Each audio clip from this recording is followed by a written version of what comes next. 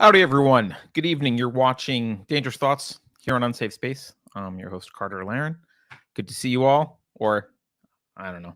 I don't really see you. I kind of see that you're watching. Yeah, welcome. Today's agenda, we're going to talk about, we're going to do Media Matters published a hit piece on Matt Walsh. We're going to walk through it today because it's there's some great examples of some of the tactics that people use when they do hit pieces. So I want to expose those tactics to you and help people understand what they are. If we have some time after that, we might talk about the Jones Act just a little bit. It's in the news lately because of Puerto Rico recovering from Hurricane Fiona, and we'll do a little bit of, if people have questions, we'll do some questions. I didn't get a lot of questions in Discord, so I decided to not make this a call-in show today.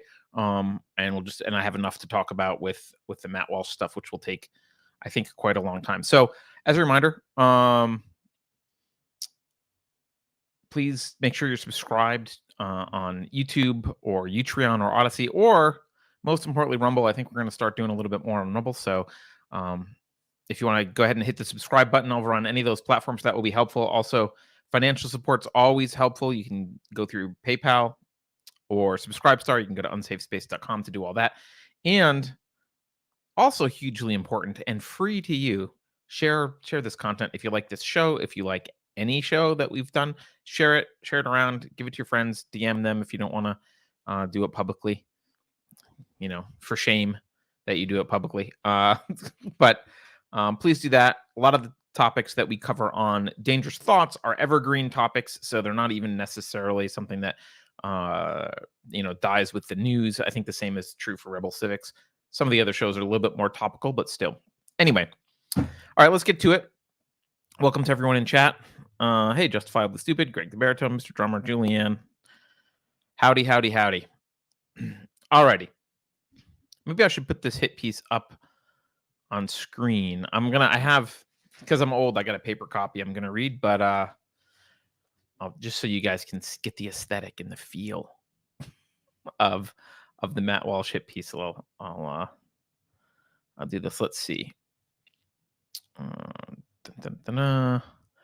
StreamYard changed some of its interface. Okay, so here's what it looks like. This is over on Media Matters. Now you can tell right away Media Matters, they don't pretend, I don't think they pretend even to be objective. I mean, right at the top up here, they've got, Mar-a-Lago search, January 6th attack. Like they've made special spots for them. Take action. So I don't think they pretend to be objective. Anyway, here we go. Matt Walsh's sordid history as a radio host exposed. Now, there's a caveat to this.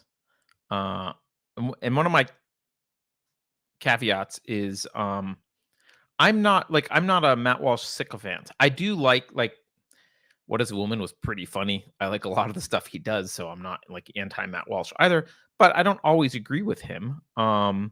He's not, I'm not on the right in the sense that he is. He has the phrase, and I think they mentioned it in this article, he's got the phrase theocratic fascist in his Twitter header. Now, I'm not going to judge him by that because I don't know him well enough to know whether that's a joke, because he is also funny and comedic at times. So if it isn't a joke, not really my thing, and it is a concern of mine that the right wants to kind of fight over the gun in the room, right? They want to fight over who wields the gun in the room, whereas I want to just get rid of the gun in the room.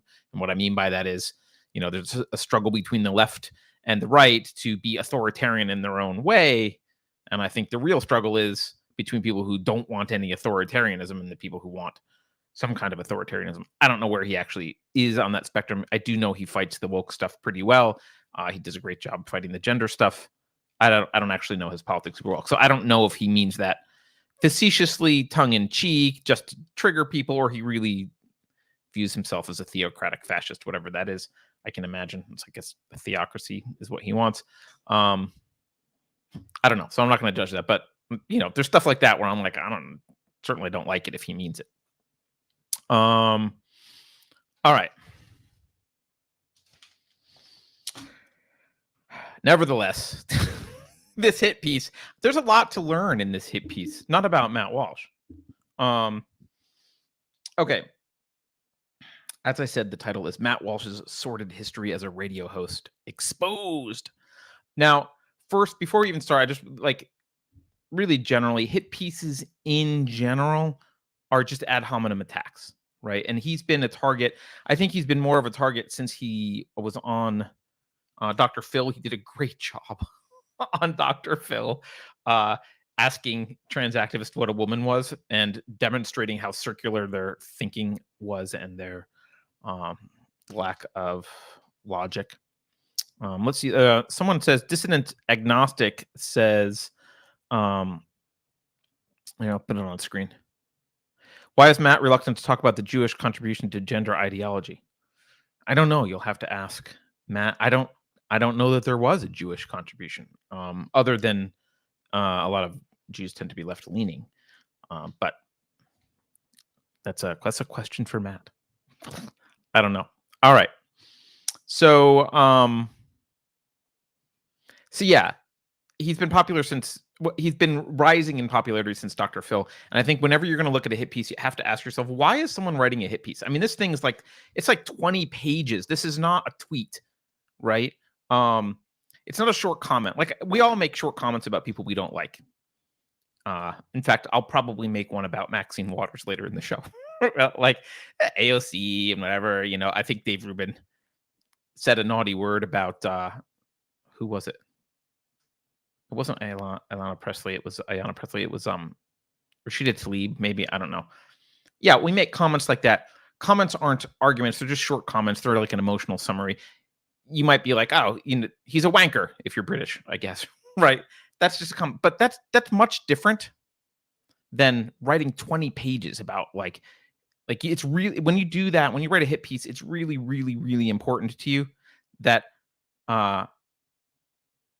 other people also agree with your assessment of the person. Like, it's a weird thing to do. It's not just a comment. It's a weird thing to do. So why would they do it? And we just need to keep this in mind. I think Matt's effective in the culture war. I think he's very effective. His whole "what is a woman" thing is extremely effective. He's becoming quite influential, and I think a lot of normal people who don't read read the Daily Wire, or you're just not involved in politics, they see that kind of stuff. They see him on Dr. Phil and they're like, that makes sense. This guy's making sense. So he's very effective. And when you have someone very effective and you fail in the arena of ideas, and I think the Dr. Phil episode is a great example. You can see the failure, right? It's like circular definition, circular definition, circular definition. Like, anyone who's semi reasonable or willing to actually think rationally sees that conversation and goes, these people are kind of crazy. Matt's making a really good point. And so he's effective. They don't have the ideas to fight him.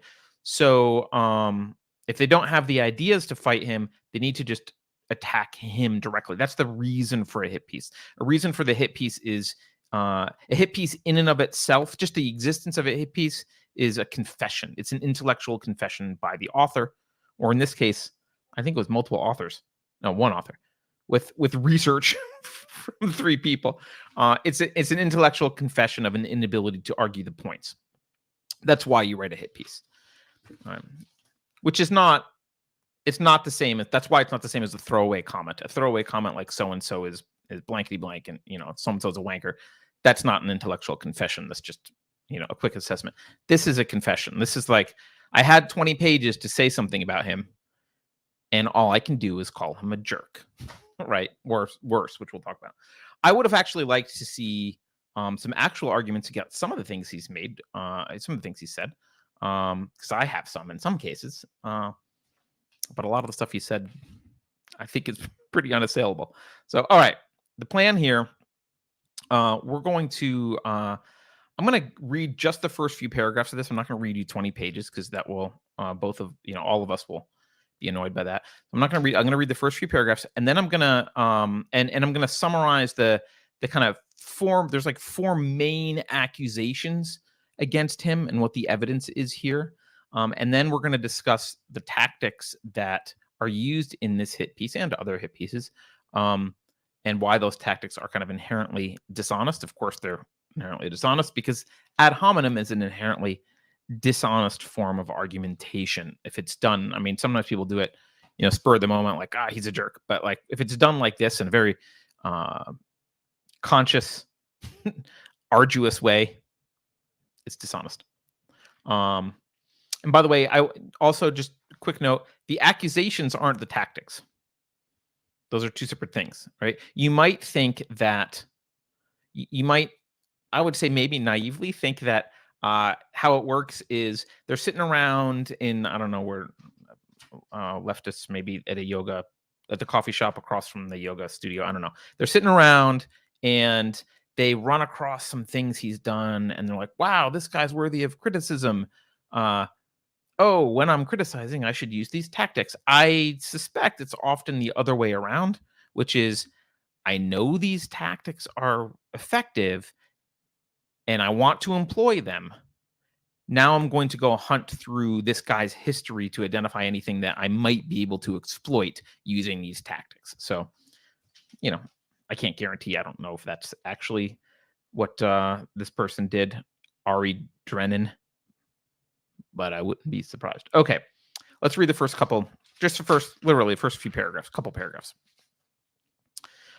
Because, by the way, they do a good job summarizing the beginning here. From early 2010 through August 1st, 2011, Matt Walsh co-hosted a radio show called The Matt and Crank Program, along with Andrew Crank Murr at WZBH The Beach 93.5 FM, based in Georgetown, Delaware. So I'm not going to comment on all this stuff, but I can't help this one. So they're going to use his previous career as a radio shock jock as evidence that he's a bad guy. That's how this starts. Howard Stern would be screwed if they went after him. Like, he used to work on a shock jock on a radio show. Oh my God. What can we find? Probably everything. All right. Let's continue. The show featured all of the worst of Walsh's bluster and bigotry without the production value given to his current work as host for the Daily Wire, where he was hired in August 2017. Recently, Walsh has been helping lead a campaign against children's hospitals, providing gender-affirming care. On August 15th, Walsh made the false, incendiary claim that these hospitals are, quote, butchering, mutilating, and sterilizing their young patients. They don't like the way he says that. The hospitals highlighted by Walsh and others have been inundated with violent threats that the Daily Wire personally dismissed as a hoax before continuing his campaign. Can you imagine being the kind of person who reads this and is just nodding on, oh, this is good reporting? As a review of Walsh's commentary for the Matt and Crank program reveals that the pundit has previously praised violent political action, saying that enacting change means that, quote, you have to make people hurt. Holding signs and yelling loudly will not make anyone hurt. The current Daily Wire personality and What is a Woman filmmaker, great film, by the way, totally, you should watch it, also claimed that we probably lost our republic after Reconstruction, and that, quote, as the Anglo-Saxons, which were the original Americans, die off, our identity and our culture goes with it. And he performed racist impressions and defended teenage pregnancy and marriage, saying that, quote, at about 16, you're an adult who is mature and can make decisions. It's just recently where all of a sudden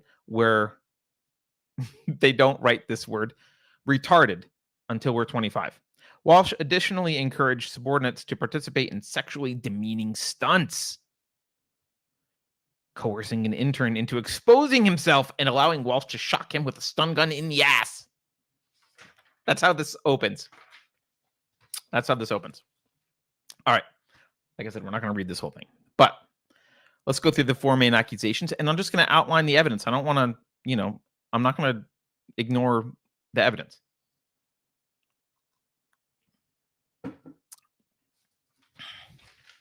Greg asks if they follow Olinsky's rules for radicals.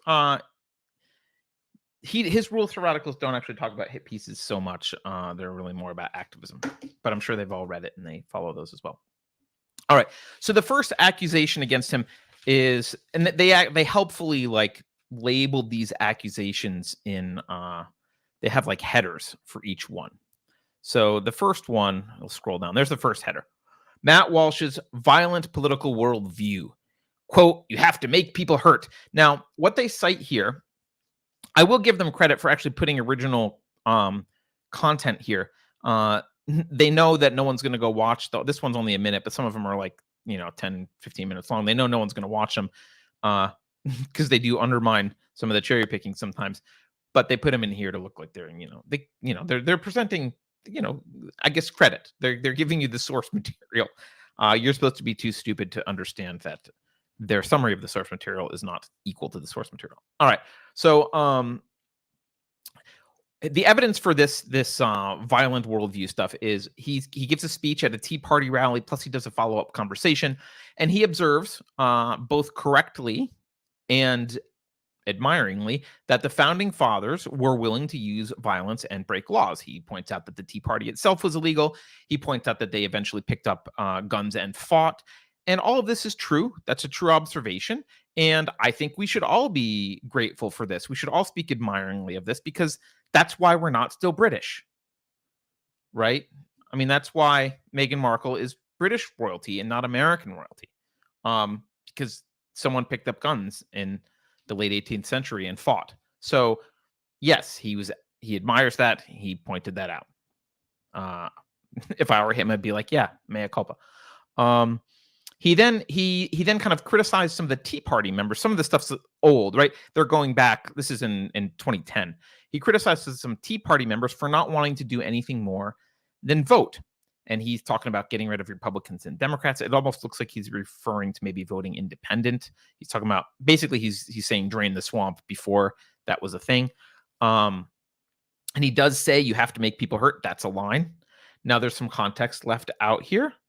Around that line, he says things like, he gives examples like, the civil rights boycotts. So he's talking about like boycotting is not just marching. It's like actually hurting businesses, actually causing some pain. Boycotting, which is legal and nonviolent, by the way. He also suggests that, hey, what would happen if like 10 million Americans just didn't pay their taxes next year? That's not violent. But he's suggesting that. But it would definitely hurt the exact right people that we would want to hurt. We being anyone who's liberty-minded.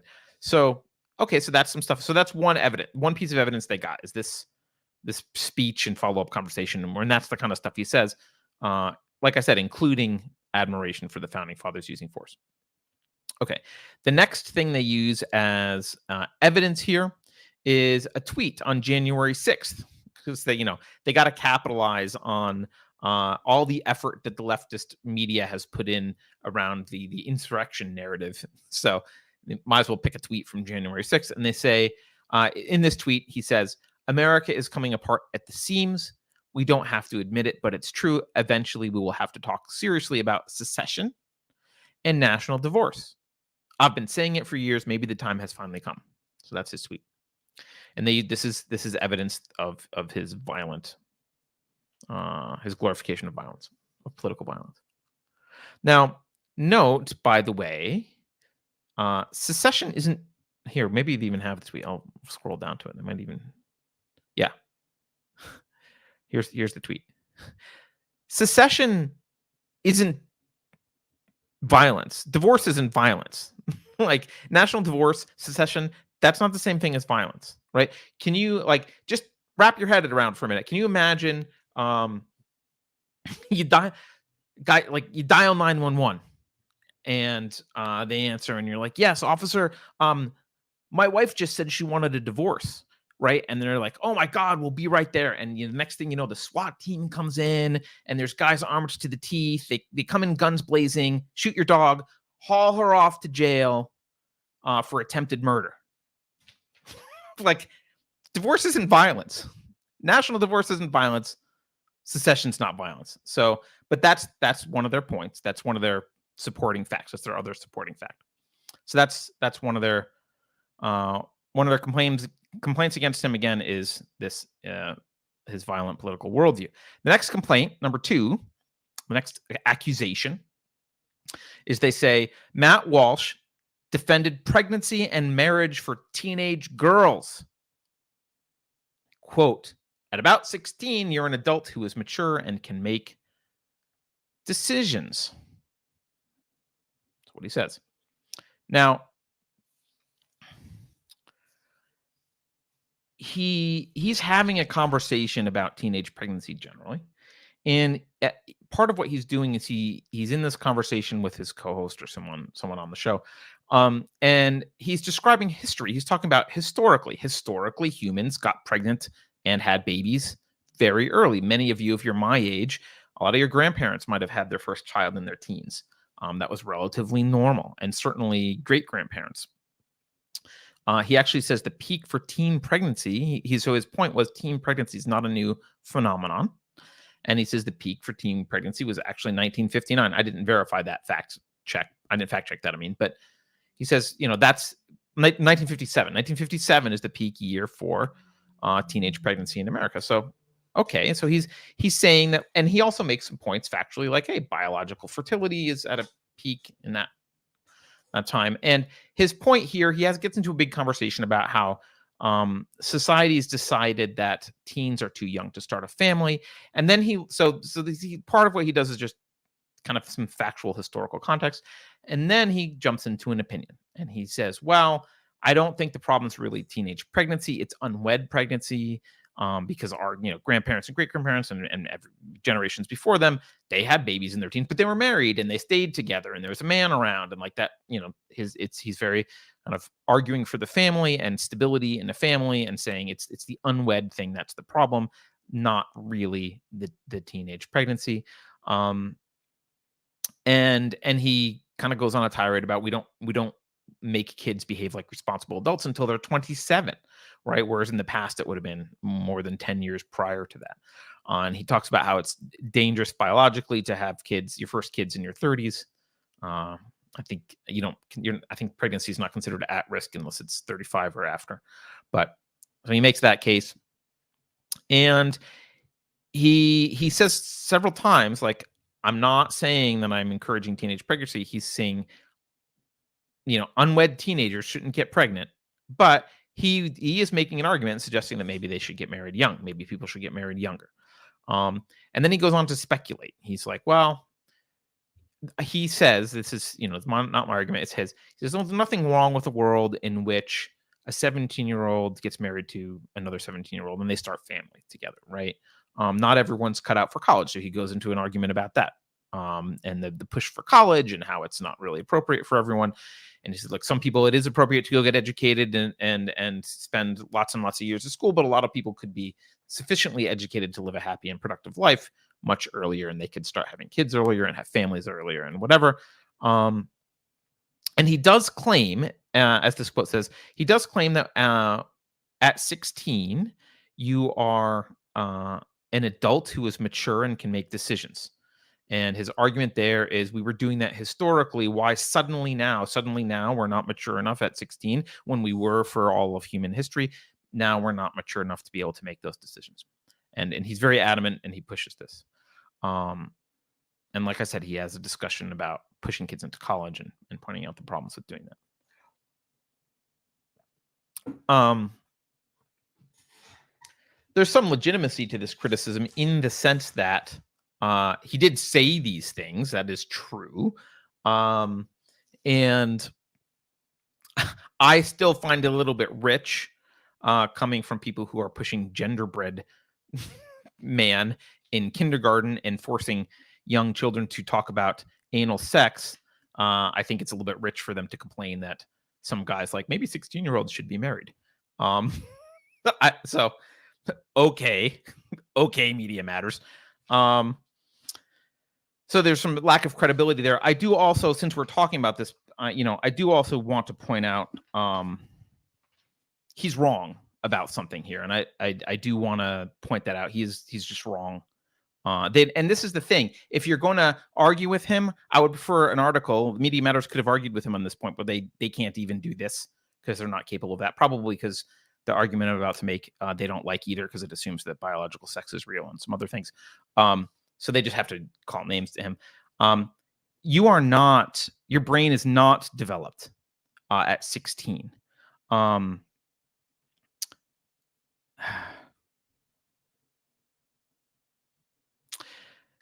Brain development, your prefrontal cortex is where most of your inhibition, your processing of inhibition, your ability to kind of not do what you feel like doing, that's in your prefrontal cortex. Your prefrontal cortex is not finished developing until about the age of 25. I think it develops a little bit earlier for women. I think it's like 24 for women and 26 for men, somewhere around there, but like both around 25. Your brain development does lag your fecundity, your sexual maturity. It predates brain development, and that doesn't not make sense. Like that makes sense evolutionarily, right? You don't evolve to have a great productive life in modern society. That's not how we evolved. So it might not be best for an individual to to have their cognitive development lag their sexual maturity. That might not be best for an individual, but it is good for gene propagation, which is the primary driving factor behind evolution. It's gene propagation. So if during your time of peak fertility, your inhibition engine isn't done, and that develops later after you've been a parent for a little while, so you can be a better parent and grandparent, evolution's okay with that. Evolution's okay with teenage pregnancy and irresponsible sexual behavior. Evolution likes that in many ways, right? Or evolution doesn't care that you want to go to law school or you want to be a professor, and it takes a lot of schooling. So we did not evolve. The fact that we evolved to have kids early doesn't mean our brain is developed in a responsible, mature way at the same time. That's just wrong. He's just wrong about that. And what has happened, and the predicament we find ourselves in, is that in modern civilization, we now, thankfully, thank you capitalism, we have a level of comfort that allows us to sit back, right, and ask questions like, hey, is following our biological pre-programming the best thing we could do as individuals? Like, what's moral? What's a better way to be, right? In other words, should we do what our genes want, which is what we've been driven to do for most of history? Or now that we have a little higher standard of living and we're not like losing half of our kids by the age of 5 on the farm and dying at the age of 40, like, should we do what our genes want, or should we have our own plans and live our lives consciously? Right. And I think it's good. I think it's good that we're in this situation as modern humans, that we're able to say, hey, maybe we want to assert some control over our own lives and not be driven by biological needs and sustenance survival. Right. Now, it's fine that we can make that. We can make that transition, but there's challenges with that. And that's what we're facing. Right. What we want to build for, what many of us want to build for ourselves, people think about careers or whatever, what they want to build is at odds with their biological drives. Those things are not compatible. Biological drives aren't morality, though. That's biological drives have nothing to do with morality. They might have something to do with what people feel is moral, but it has nothing to do with actual morality. And they don't have anything to do with what we might want for our lives, really. We might want something that goes against what we feel like when we're 16. So, an example here that's not sexual is sugar consumption. I think sugar consumption for me is a great example. Back when we were hunter-gatherers, we often developed, well, often, I think a lot of us developed, large percentage of the human race developed this craving for sugar with no control, no, I don't want any more, I've had enough, because there was not sugar. Sugar was so hard to come by. It's really hard to come by sugar in nature, right? I mean, even the fruit that you see at the store isn't natural. It's been engineered or bred at the very least over, many, many, many, many, many generations of that fruit. A lot of even the vegetables that you eat aren't like, they get caught, like, well, broccoli is not a thing. It didn't occur in nature. It was bred, right? So, what we could have access to as hunter gatherers, we never had to worry about getting diabetes because we had too much sugar. It wasn't a problem. Now it is much better. It is much better that we get as many calories as we want, or too many calories in the Western world. We can, in the past, we could eat as much as possible without that being at odds with our biology and how our biology works. But now we have a brand new challenge in the modern world. We can't eat as much sugar as we want, because you could go suck down Slurpees all day and die of diabetes within a week or whatever. Maybe not that fast, but like, you can totally ruin your health eating sugar. Now you have access you did not evolve in a world with this much access to sugar. So similarly, you may have evolved to be horny when you're in your teens and pop out kids as early as possible. That might not be the best way to behave now. And therefore, your life goals might be at odds with the biological urges. So, what he's wrong about here is his conflation of biology with morality and his brain development assumptions that because you were fertile, your brain must have been developed. That's not true. It doesn't mean that a 16-year-old is capable of making decisions. In fact, it probably means that a 16-year-old is particularly incapable of making good decisions, because genes love that. All right.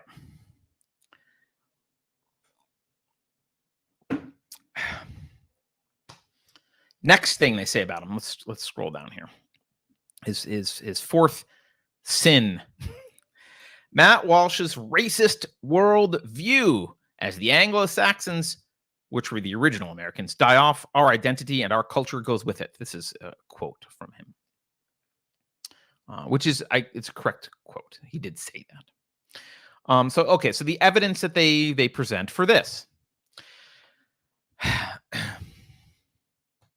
By the way, right under this, we should read the first sentence is first part of the first sentence is revealing. As a radio DJ, Matt Walsh promoted the racist great replacement theory. That this is a big part of their argument. Now, this is a nuanced one that I can't really get into completely on the show, because it could take several shows. I wrote a 3-part article, partly not all about this, but about culture and the difference between moral values in culture and non-moral values, and what it means to care about a culture, and why you should and why you shouldn't, and what aspects matter. I did that in the wake of the Christchurch shootings, and then I refreshed it after the Buffalo shootings, because both of those shooters were worried about the death of Western culture, and I think it's important to understand what that means and what they got wrong, and not, and what they get right.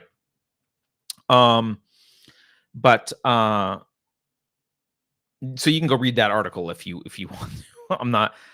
But what he's saying here is he values a, quote, Western Anglo-Saxon culture. That's a value of his.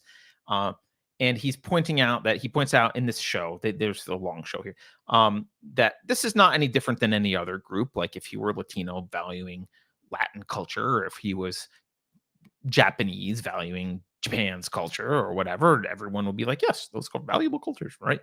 And he's saying, hey, I care about the Anglo-Saxon culture. That's his argument. And then he cites some fertility statistics, which, by the way, if you're not aware of them, the Caucasian population is well below replacement rate for fertility. And, he takes pains to say, look, I'm not saying that you should only marry within your race, or whatever. Like, I don't care what people want to do. But what I am saying is people should have more kids. And specifically, because he cares about Anglo-Saxon culture, specifically, they should have more children, right? That goes well with his 16-year-olds should get married and have kids. So that's his argument. They should have more kids. He's worried about the death, the loss of this culture. He compares it to, um, when animal species are about to go extinct, how everyone, throws their arms up in the air and it's like, oh no, we can't let that happen. He's like, hey, this is a culture, this is a people that we don't want to go extinct, and this is what I'm worried is happening. And he cites some statistics, and this is what he says: the Western white race is, quote, old and impotent. And he says, being that I'm in that group, I don't want to see them die. And like I said, his solution is to have families. If you are interested in this stuff, I'll post, you know what, let me go find the link. I'll post the link. There's a lot to tease out about what is meant. Just think about this. Try and define the word culture, and then try and argue about why it is or isn't something worth saving. It is or isn't valuable. It gets to be a complex topic. So I wrote a bunch about it. I just posted the link in chat, and for those listening or watching later, I will put it in the show notes. But I'm not going to get into that. But that's his position on that. I think it's hard to say that's racist, but that's what they're. I mean, in one sense, it is racist in the same sense that, like, if you're going to argue that caring about any in-group like that, you'd have to say that all of it's racist. You could say, like, it's racist if you're Japanese to care about Japanese, and if you're Latino to care about Latin culture, and if you're going to make the case that all of that is racist, which I could make the case that it's collectivist a little bit, although there's values of Anglo-Saxon culture that are unrelated to that. Like I said, it's a little nuance. You could try and make that argument, but of course, Media Matters can't make that argument because they're all about race all the time. So he's basically saying a mild version of what every other affinity group that Media Matters seems to care about says, and that's cited as a fact. And they're saying this is a racist replacement theory thing. That's just not true. But maybe we'll talk about that in a minute. Another one of their claims here to support his racism is, they say, at other times Walsh performed racist impressions of Black men. And then they go into this, a big long transcript and video of he called Barack Obama elementary school in the voice of, I guess, what would technically be called like an urban accent and urban vernacular, which, if you're a racist, like Media Matters, automatically means you're Black. So he called the school with that accent and vernacular, and his character that he's assuming a character for this phone call, like a kind of like a crank call. But he was trying to get the school to admit he was arguing in his own way about the school applying what he was considering Obama's socialist economic policy to grades, and arguing for his kid to, like, well, he doesn't really want to work too hard. Can we just, like, does your school adopt Obama's thing where we just split the grades at the end of the semester? And it was funny, and that was the point of it. So that's the evidence. It's the other evidence. And then I'll just read this one paragraph of evidence because it's interesting here. They write, since this video, Walsh has said that white supremacists don't exist for the most part, and the Great Replacement conspiracy theory is just a fact. Walsh has expressed doubt that racism exists and said that, quote, when a white person says that all white people are inherently racist, all he's really done is confess to being personally racist. I love how they're embedding good arguments here with just in a little clip. So leftists who aren't paying attention will be like, that's an interesting point. Walsh has also attacked Muslims, deriding them as, quote, easily provoked, and suggesting that, quote, every mass attacker is Muslim. One video from the Matt and Crank program shows Walsh wearing a Confederate flag t-shirt. So that's their other evidence that he's racist. So that's the racist evidence. Last piece here.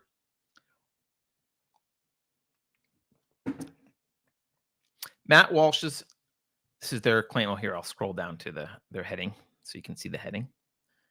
By the way, this is, look, they have this entire transcript here of him calling the school. They were excited about it. Okay.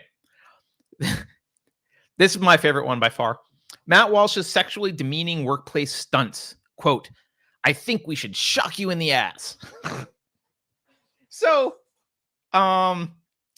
they have this that you can see it if you're watching right now. They've got this video, intern A versus a stun baton. It's just a funny joke.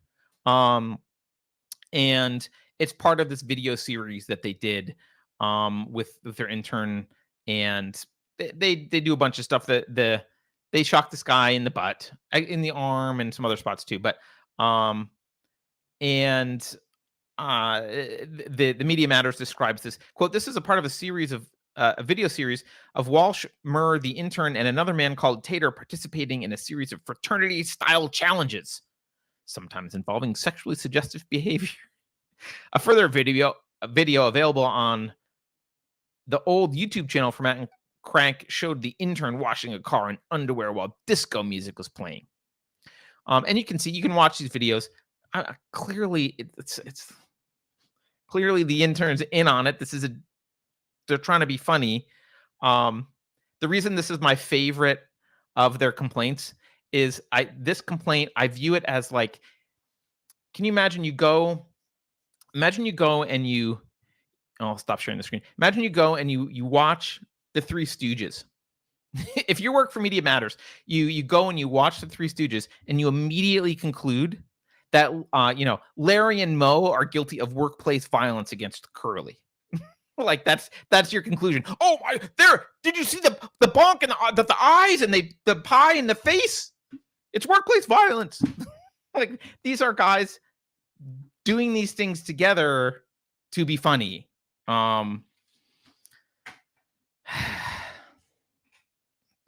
That's all they got. That's it. That's everything Media Matters has. Those are all their complaints. Hey, Juliet, welcome to chat. So those are all their complaints. Let's go through some tactics, because I think this is the only reason to even go through this. I don't think you guys should read this article. It's not worth it, but you can if you want. The tactics are interesting because they're all over the place. I mean, almost all of them show up right away in the first few paragraphs, but these are kind of tactics that they're throughout the attack, and you see them in hit pieces all over the place. And I think it's important to understand and recognize these.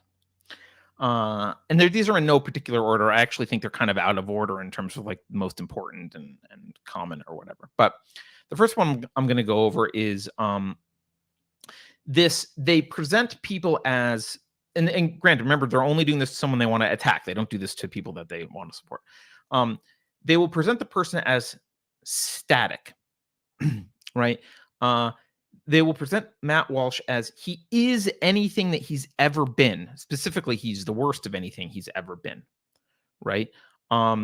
There's no room for humans to change. So they'll hunt through 10 years of history, or more than 10 years, I think, in this case, of history, and they'll look for something they can use as evidence that this person is, quote, bad. And obviously, in reality, humans aren't static.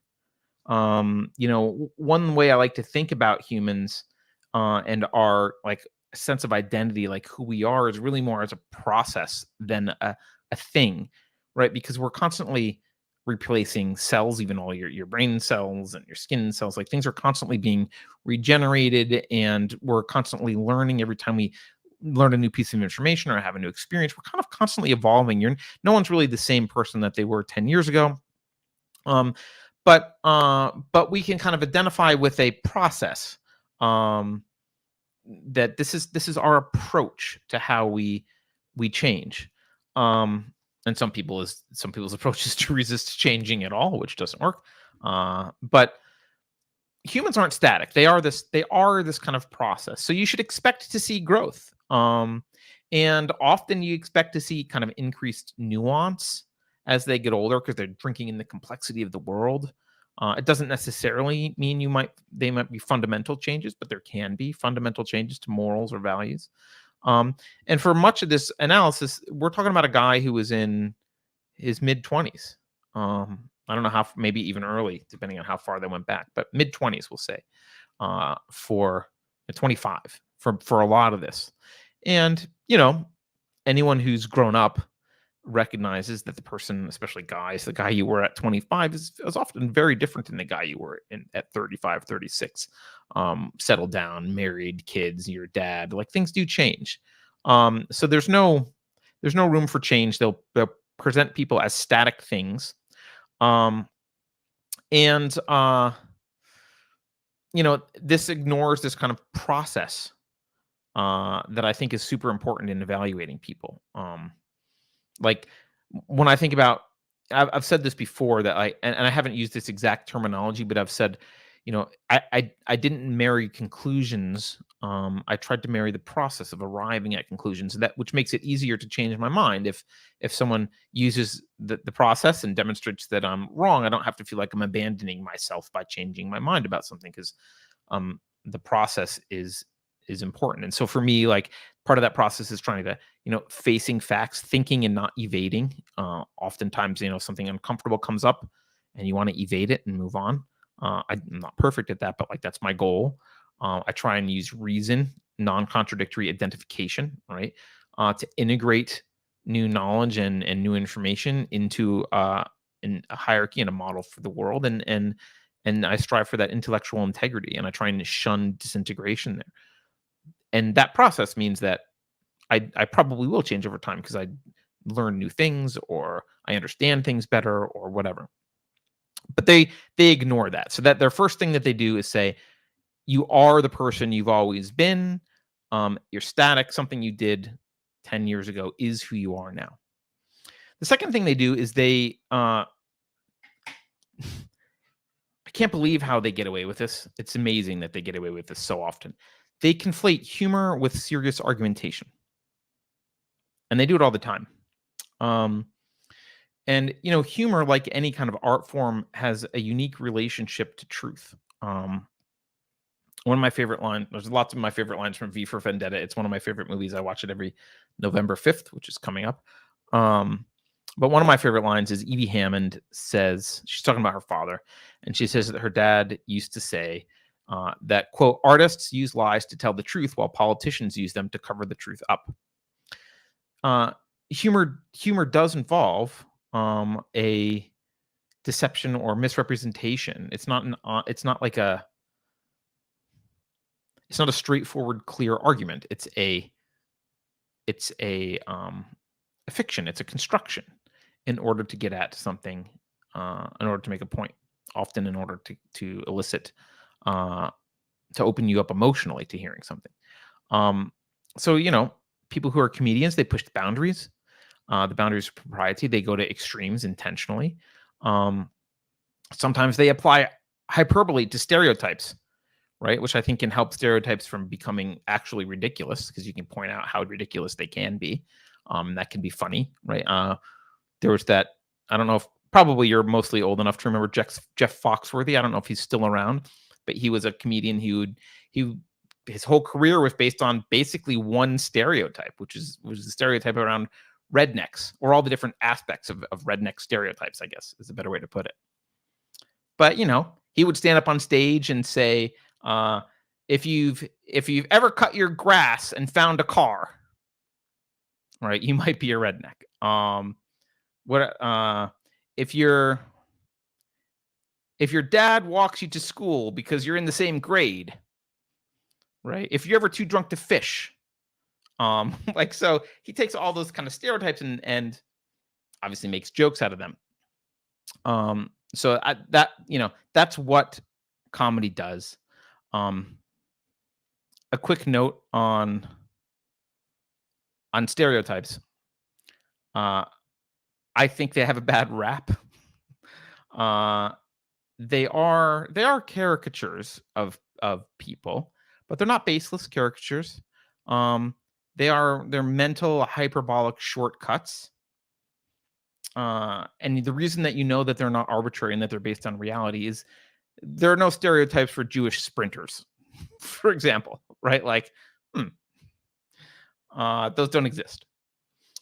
And the danger with stereotypes isn't their existence. It's when they replace the consideration of facts, when the consideration of facts is actually warranted. So when you apply them to individuals, right? If I applied stereotypes to individuals, I would say, well, I'm never going to let my wife drive because she's an Asian woman. But my wife happens to be a better driver than I am because I'm crazy. So like, I should let my wife drive. It doesn't mean that there's not some stereotype. Doesn't mean that there's no validity to that stereotype. And I've sworn plenty at Asian women driving cars around the Bay Area. Um, the other time when it's a problem was when you kind of rely on the stereotype um, without questioning it in order to take some meaningful action. So if you're an actuary at an insurance company and you're like, well, I'm going to charge Asian women more for insurance, uh, that's obviously inappropriate. You need to look at data, and probably you're not going to make race-based actuarial decisions. Although, if it really was correlated, you might. I don't know. I probably can't. It's probably illegal. Um, but so they shouldn't get in the way of how you treat people in ways that matter. But they're not. They don't come from nowhere. They're not nothing. Anyway, I'm bringing all that up because one of the things he did was this quote racist impression of a black man, right? Right. Now obviously part of what he's doing here, he was doing this for humor. He was doing this for humor. And so but they're forgetting that. They're conflating, they're like pretending that the humor in the situation doesn't exist. So they're going to say, you're making fun of a black guy. You're like, that wasn't what he was doing, right? He was aiming at making fun of socialism and trying to point out the ridiculousness of it when applied to grades. And frankly, he probably needed to speak in a more urban way to kind of disarm the person on the other end of the phone. Because if he sounded like Matt Walsh calling, even if they don't know who Matt Walsh was at the time, right? If he sounded like some, normie calling and pushing them towards asking if grades can be distributed, in a communist way, they would probably not have patience for him. But if he presents himself in a certain way, which he did, they exhibited more patience than they might have if he just straightforwardly asked the question. So he was assuming a character. He was assuming a character that would hopefully let their guard down. The person on the other end of the phone have their guard let down and get them to respond to him. So they're pretending that humor doesn't exist, and sometimes that humor can be satire, right? And Media Matters and the left in particular are really good at missing satire. They miss it all the time when they want to. They don't miss it if it's done on their side. Oh, that was just satire. But they're really good at missing it. Sometimes the right misses. Sometimes the right misses satire. An example I'll give is there was a song a year or two ago. The San Francisco Gay Men's Chorus did a song about "We're coming for your children." We're here to indoctrinate your children or whatever. Now, there's some nuance here. It was satire. They intended it as satire, and I think a lot of people just didn't realize that. Now, nuance here is historically, the gay community probably wasn't really doing a lot of indoctrination. I didn't study it. I was young at the time, but they weren't like out trying to indoctrinate your kids. But a lot of the radical right or the religious right, they thought that they were, and that was a big scare. And then after that, people stopped worrying about that because it was like, oh, they're not really doing that. They're just, we went through this phase of like, they just want to be like everyone else. And we're okay. But then, especially with the addition of the extra letters and the kind of transition from the gay and lesbian community to this broader kind of leftist critical theory based community, tearing down definitions and with a kind of a broader social agenda, this LGBTQ plus AAIP, two spirit, blah, blah, blah stuff. Like they actually did start to do the thing that in the 80s, the religious right was worried about. They actually did start to introduce genderbread kids and blah, blah, blah. And let's have drag queen story hour. And so like, they actually did start to do stuff with kids and try and indoctrinate kids. So like they started to do that. And then after they started to do that, then the Gay Men's Choir in San Francisco satirized a 3-decade-old concern that shouldn't have been a concern at the time, probably. It was probably unfounded then, but it's not unfounded anymore. So it's kind of weird. It's a weird situation. Anyway, a lot of people on the right didn't even recognize that it was intended as satire, and they missed the complexity of that. So, humor, conflating humor with with actual serious points in argumentation. So, people are static is number one. Conflating humor is number two. An obvious one is double standards. For people that are their targets, they scandalize everything. They interpret every action or statement in the most ignoble way possible. Right? He says things like, Matt will say something like, "You have to make people hurt," and he'll reference that the founding fathers picked up guns. And what will they say? They'll say, "Well, he's glorifying violence." Now, in reality, what was he? I mean, he might have been asking when violence is permissible, which is a decent question to ask, by the way, and doesn't make you a violent person. It doesn't mean you're glorifying it. But that's what he does, and they just interpret all of it in the worst way possible, in the most ignoble way possible. They'll also drop context. So one of the things they'll do, one of their double standards is they'll drop context for you if you're their target. So any context that might mitigate their portrayal of you. So he did reference the civil rights boycott. They didn't mention it in the article. It was in the video, but they didn't mention it in the article. He was talking about what if 10 million people didn't pay their taxes. They didn't mention that either. They just talked about his reference to the founding fathers, which kind of sandwiched this, and then and the violence of the founding fathers, and then used some ellipses and then stuck his words in the middle that he said about we need to hurt people. So they just dropped the context. There's obviously no consideration for any alternative interpretations. And because they view people as static, anything he says here that they conclude this is an indictment of the person as such.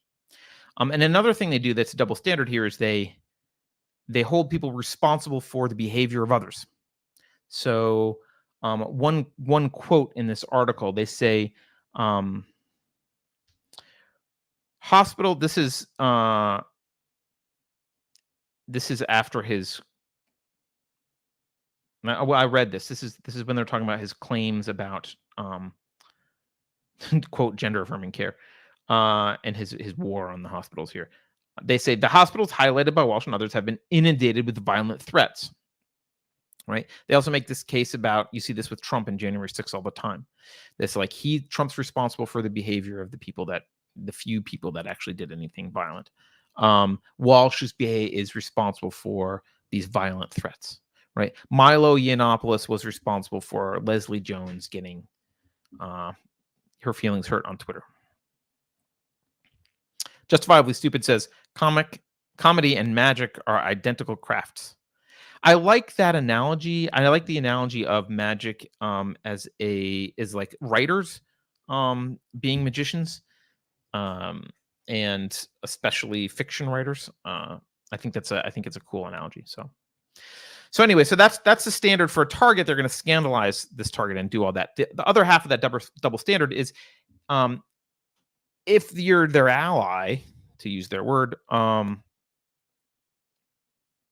they'll interpret every possible action, anything you do, in the noblest way possible. And I said I was going to make fun of Maxine Waters or say something mean about her.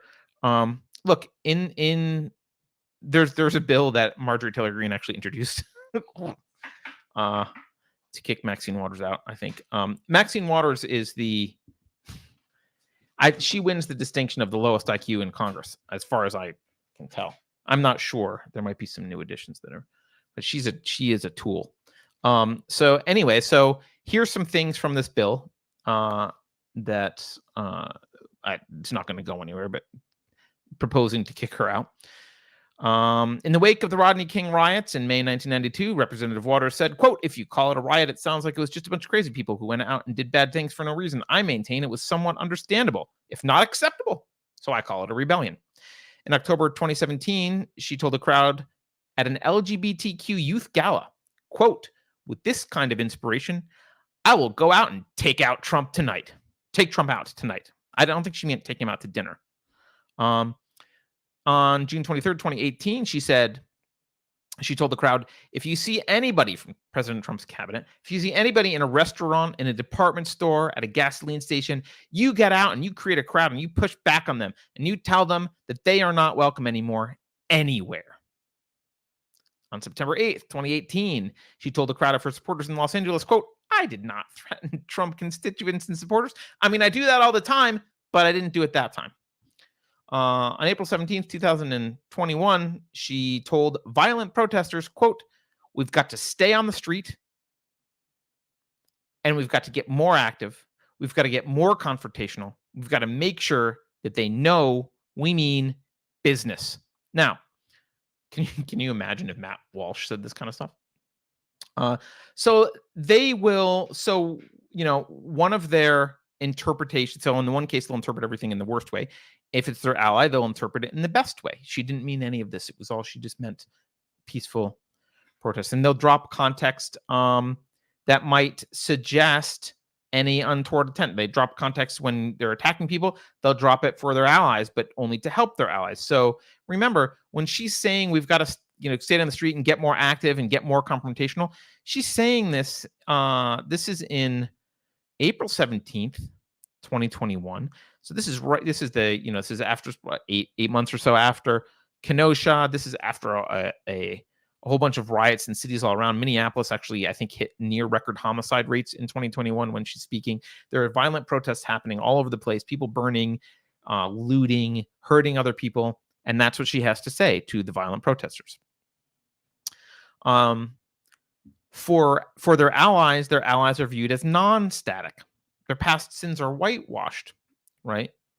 They're willing to say that a person has changed or grown, or they'll just ignore anything. One of my favorite ones here is Hillary Clinton's friendship with Robert Byrd, right? Now Robert Byrd, there's a rumor going around that Robert Byrd was a grand wizard of the KKK, and before I said that, I knew he was involved with the KKK. I remember having read that, but I wanted to double check. So I did the fact check. And of course, the fact checkers were like, false. But he was not a grand wizard of the KKK. Byrd was not a grand wizard of the Klan. He was, however, a former organizer and member. So he's like he wasn't a grand wizard. He was like a kind of okay, mediocre wizard. I don't know. He was like a medium wizard. So anyway, look, she's friends with him. Obama went to his funeral. She had a really close relationship with him. We whitewash him. I mean, he's in Congress. We let that go. We don't talk about that past.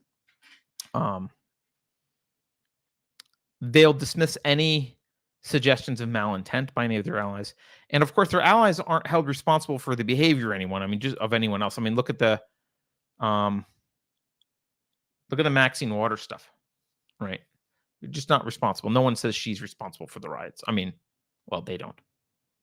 So that's the third kind of tactic. By the way, G-Man says, ironically, Matt Walsh did a show discussing the members of the San Francisco Men's Chorus who have been charged for sex crimes. Oh, yeah.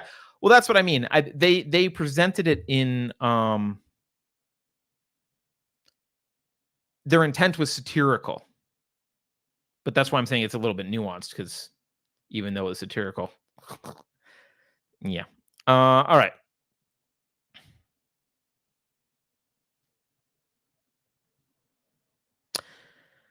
Number 4, they will use ad hominem framing to attack people, and they'll present them as intellectual barbarians outside of the debate. The reason for this is they don't want to get into the debate. They can't debate, so they have to present them as like a pariah. They have to be outside of the debate arena. So they'll never seriously. You'll see that in this entire 20 pages, they never seriously engaged and considered the merits of any of his positions. Right? I briefly touched on the one about 16-year-olds, but like at least I'm talking like, oh, this is the point he made. This is where I disagree. Right? There's none of that here. There's no disagreement with any of it. There's no counterpoint. There's not like he's wrong about this because blah, blah, blah. They don't engage in that. They use language to present it as if they shouldn't need to. This is a false incendiary claim. Are they going to say why or how or justify that? No. They paint him as like this immature frat boy. Their goal is to make sure that the target to you when you're reading it, they want you to feel like the target doesn't qualify to be on the debate stage at all, right? Right? I mean, look at how they started. It's the worst of Walsh's bluster and bigotry without the production value given to his current work as a host for the Daily Wire. Right? The implication here is he's all style. There's no substance. They don't say, he makes these arguments, but here's why he's wrong. No, he's like a frat boy, a blustering, bigoted frat boy he's all production value from the Daily Wire, right? So you don't have to engage with him. And it's a good thing too, because they don't know how to engage with him intellectually. They can't, because he would win. So they'll just paint him as like this emotional, hateful, paranoid, extremist person or any of their targets. Look at what they did to Trump. How many times have you heard the word unhinged in relation to Trump? We're like, oh, he's unhinged. Yeah, that's because you don't have to argue with him, right? You don't argue with a crazy person, so just call him crazy and then you're done. So their goal here is, one, to get you to conclude that you don't need to listen to this person. If you honestly believe someone is just a crazy, emotional, ranting person, then it's a waste of your time. Don't bother listening. And the second thing that they're trying to do here is they want to clothe him in this reputational miasma, right? They want you to not only dismiss him out of hand because he doesn't have anything to say, but also they want you to be like timid about treating him seriously in any way or even considering him. They want you to feel like, well, I don't want to get his stink on me by engaging with him. I don't want to debate him. I don't want to read his stuff or engage with it intellectually because they've put this stench around him so much. I don't want to get contaminated, right? So that's their goal. In why they use this kind of language, paranoid and crazy, and he's a bigot and bluster and blah blah. Like they want you to be afraid to associate with him in any way, even if it's just like he's not allowed on the debate stage. One of the fifth tactics here that they use is, and this one is a little bit more subtle, and I think a lot of people make this mistake.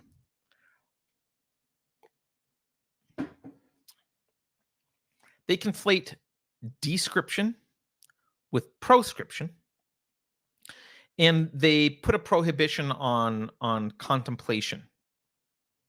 Assertion is what they want. They don't want contemplation. I'll explain this. So description versus proscription. One of those, description is a statement about how things are. Now, you might be wrong, but like you're attempting to just state how I think this is how things are right now, right? That's descriptive statements are amoral, right? You can say teenage pregnancy hit its peak in 1957.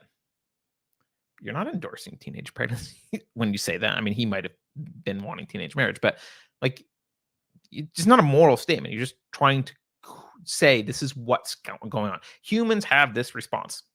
Okay, right? That's just descriptive. Proscriptive statements are kind of moral endorsements. This is what we should do. This is what I prescribe. This is what we should do, right? So he might say descriptively, peak teenage pregnancy was 1957. He might say proscriptively, we should have more babies, right? But they also do this ban on kind of contemplation, because he also kind of contemplated, like, well, what would be if there was a world where people got married at 17? I don't think anything would be wrong with that. Like, it's a little bit prescriptive, that thing, but it's also a little bit speculative. But you see this prohibition on contemplation all the time. So let me give you an example about like what I mean by this. Let's say you had the assertion like you were trying to argue, or I'll say I'll play this role because I would argue this. We should end the war on drugs. That would be my argument. Now, you're not sure. All right. Let's assume you're not sure that I'm right about that. You're not on my side necessarily, but you're open. You're wanting to consider it. So you're going to contemplate this, and contemplating involves speculation.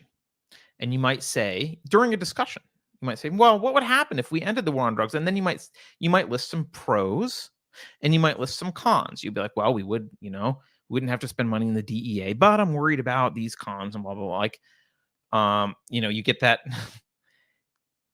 It kind of reminds me of who would build the roads discussion when libertarians, but like when you're contemplating, you're thinking out loud and you're talking about both things. And you're just speculating.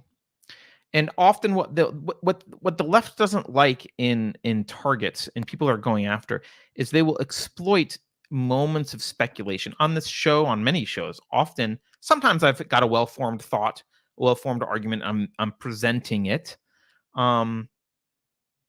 Doesn't mean I wouldn't change later, but I'm sometimes that, but sometimes I'm speculating. Sometimes I'm going, well, what about this? What about that? I think this might be true. Holding people accountable for contemplating things and considering contemplation a sin is one of the most anti-intellectual, barbaric things you can do, and it's done all of the time here. Okay, so number 6, last one, the last tactic I'm going to go through. There's probably more tactics. These are the ones I noticed. They will have they'll drum up a lot of outrage at like a denuanced position or association with something. So if the target veers towards any controversial issue, this is when they'll strike. So in his case, in Matt's case, let's look at a few examples. One, he had this tweet where he said, "People at this point just assume that every mass attacker is Muslim. Liberals call that prejudice. The rest of us call it observant." That's one tweet. He also had a couple tweets about the NFL. And, well, not about racism, I guess. But he says, one of them is, when America oppresses racial minorities, they become presidents and NFL quarterbacks. We're really bad at this, apparently. By the way, sometimes one of the things we're talking about, like I'll say this is a tactic, but there's like 2 or 3 tactics involved. He's also, being funny a little bit, using humor sometimes, and that's also involved here. Another quote about the NHL, another tweet here about the NFL is, he says, "So inspirational to hear about oppression from a mediocre, semi-literate imbecile who makes millions of dollars throwing a ball around." I assume that's the NFL. Another example where he came close to something controversial was apparently he wore a Confederate flag 10 years ago or whatever. So what do? When you steer close to something, they'll remove all nuance from what you're saying, and they'll ascribe the worst possible meaning to the denuanced thing. So the tweet about mass attackers, people just assume that every mass attacker is Muslim.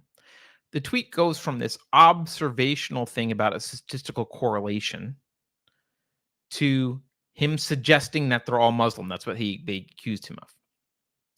Now, he wasn't actually suggesting that they're all Muslim. He was suggesting that enough of them are Muslim so that it would warrant a general assumption. There's a nuance there. They deleted it because it's much better to say he just suggests that they're all Muslim, right? If I were to say, I just assume that basketball players are tall because I'm observant, which is kind of the equivalent to what he was saying, that doesn't mean I'm suggesting that all basketball players are tall. Some of them aren't. But I'm suggesting that there's a strong correlation, and you might do well to assume, you might do well to assume that a basketball player is tall until you find out other information. The other tweet, the tweets about the racial minorities oppression becoming presidents in NFL and this semi-literate imbecile. Look, in those tweets, what he's actually doing is he's pushing back on the narrative that suddenly, post around 2010 or something, we're at crisis level racism in America, right? Things seem to be getting better in the 80s and 90s, and suddenly it's at a crisis. And he's using these tweets to point out that actually America is still a land where people of any race and any ethnicity can succeed, regardless of their background. That's what he's using the tweets to point out. So he points that out in these tweets, and what do they condense it to? What do they denuance it to? They say, well, he's expressed doubt that racism exists. Now, first of all, remember we talked about contemplation being a bad thing for them. They don't like contemplation.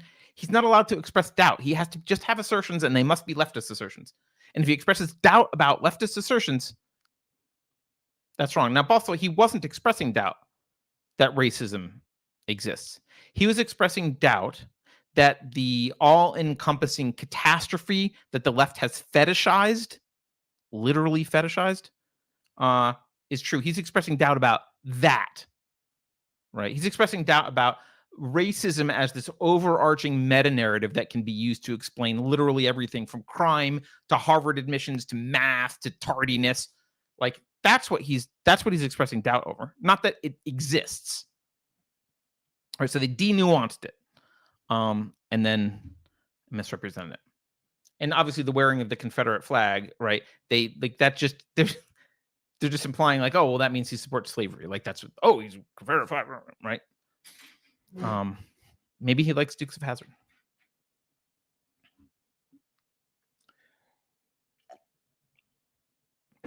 All right, so that's the Matt Walsh. That was the Matt Walsh hit piece. Feel free to go read it yourself if you want to. I will. I'll post a link to it in the show notes, but you don't need to.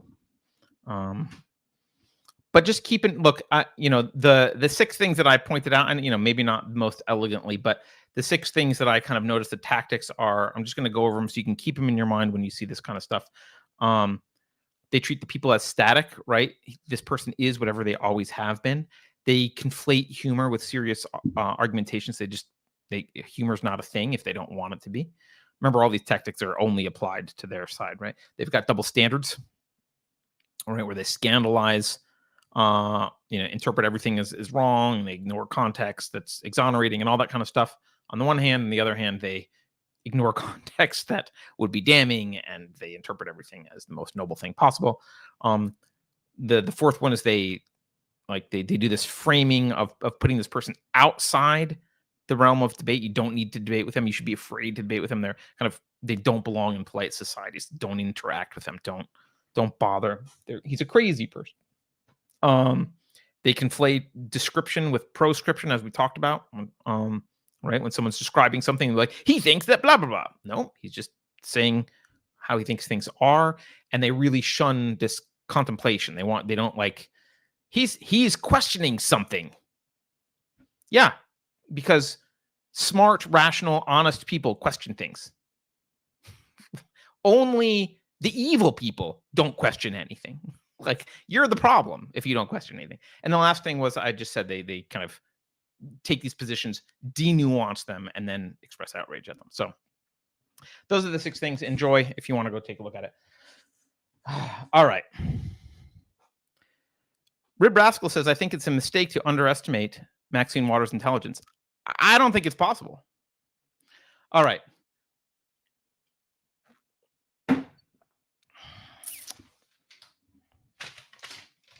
She must be doing, well, I mean, in fairness, she must be doing something. Like, she's able to convince people to vote for her. So I want to talk briefly at the end of the show here about someone in Discord. I don't even know how to say this. Lehnj. How would you pronounce that? Lenj in Discord was mentioning the Jones Act. And I want to talk about it because it's in the news a little bit right now. It's important to just there's another kind of lesson to be learned here, another example of government screwing stuff up, messing in the free market in one of these ways that actually a lot of the reason this one's interesting is it's a lot of populists are very into protectionism. Like, I want made in America, there should be tariffs and blah, blah, blah. Like, they're very into protectionism and that kind of stuff. And this is a protectionist act. So the Jones Act is, it's actually the Merchant Marine Act of 1920. This is a federal statute that requires that ships that are delivering goods between U.S. ports, so like LA to San Francisco or whatever, right? Those ships must be made in America, owned by American companies, The crew's got to be American. It's got to be all American. And there's actually less than 100 of these ships around that can do this. Because it's obviously that's a much smaller market than international delivery. So there's not a huge market there. And this has been in the news because of Puerto Rico. Puerto Rico was hit by Hurricane Fiona before Ian hit Florida. Puerto Rico had Fiona hit it, and one of the issues is there are people in Puerto Rico who obviously are without power. Like, I don't mean in the leftist sense. I mean electricity. Like, they're without power. They have no electricity. And what do you do when you have no electricity? You got to run a hospital or a school or your refrigerator or whatever. Well, you use a generator often. And the problem is they are running out of fuel for their generators. And this Jones Act became an issue because there's plenty of ships traveling internationally that are carrying fuel, but they're not allowed to make multiple stops in U.S. ports. So if they stop at a port in Florida, they can't they can't stop at a port in Florida and then bring some of their fuel over to Puerto Rico, or they can't stop in Texas and pick up some fuel and bring it to Puerto Rico on their way somewhere else. Like they can't. Well, I guess that maybe they could, but they can't do two stops in the U.S. So there's ships sitting around that have they could deliver stuff to Puerto Rico, but they're not allowed to because they've already stopped in a port in the U.S. So their next destination has to be a port somewhere else. And that means they can't deliver stuff to Puerto Rico because Puerto Rico is U.S. territory. And so this has been an issue. And oddly enough, the Department of Homeland Security is now somehow involved in waivers to this act, because why not? Hey, let's make a giant bloated agency after 9/11 and then give them permission to make them in charge of waivers of the Jones Act. Anyway, the Department of Homeland Security Secretary Alejandro Mayorkas approved a temporary and targeted waiver the other day to allow one ship. When they say temporary and targeted, they mean it. One ship was allowed to deliver fuel to Puerto Rico for generators. And of course, the grifters at the American Maritime Partnership, which is basically like a government monopoly, right? So if you imagine if you're one of the less than 100 ships and you're part of those companies, you've got like a little cartel that's a government sanctioned monopoly cartel. It's protecting you from competition for anyone else. So you're grifters. So the AMP president was complaining even about the one ship. He's like, this stunt by a foreign oil company showing up unannounced in Puerto Rico while on its way overseas, hoping to sell its fuel at a premium to Puerto Ricans in need, and thereby triggering a public political rush to judgment is bad precedent, a circumvention of U.S. law, and should never be tolerated. American Maritime is dedicated to Puerto Rico, and while foreign oil traders seek to line their pockets at the expense of the Puerto Rican people, we will always be committed to our fellow citizens, including our own employees and their families in Puerto Rico. So either that means he's going to start delivering fuel for free, or it means we love Puerto Rico so much that we just don't want them to be able to buy fuel from anyone else because, we just love them so much. We want to lock them in our basement so that no one else can have. We want to keep them to ourselves. That's how much we love Puerto Rico. That douchebag. Anyway, there's a great couple of articles about this in Reason Magazine from Scott Shackford. I'll post links to those as well in the show notes if you want to read them, but if you're kind of curious. But I want to just talk about, protectionist acts like the Jones Act. Let's put morality aside for a minute. Not something I say on this show very often, but instead of making a moral argument about why you shouldn't use force to prevent someone from parking their ship between, moving between two ports, who willingly want the ship to be there. Let's put that aside for a second, and let's talk about what protectionism like the Jones Act does to America. Because a lot of protectionists are nationalists. in the sense that they care about America specifically, which I understand. And so they think it's good for America. So we're just going to talk about, is it good for America? Well, the primary thing it does is shields Americans from competition. I mean, that's not my insight. That's the intent, right? Like, we don't want the, ship from Portugal to compete with the ship from Massachusetts or whatever. Like, they are shielding the ships from, probably not Portugal, probably Saudi Arabia. I don't know, China. They're shielding these ships from competition and these shippers. Now, let's look at the pro column. What happened? What's some good thing about that? And this is the only column that anyone ever discusses when they're on this when they're in this camp. They only ever talk about the pros. They'll say, well, in the immediate, well, they don't say in the immediate term, but this is only in the immediate term. It makes things better. They'll say, well, it protects our shipping industry. And what that means is, in the immediate term, it makes things better for the few Americans, a handful, who are directly competing, who might have otherwise felt pressure from the free market outside. So the free market might have made them have to be more efficient. They might have felt pressure, be more efficient, adapt, maybe even close because they can't do it, or what, like they can't compete, whatever it is.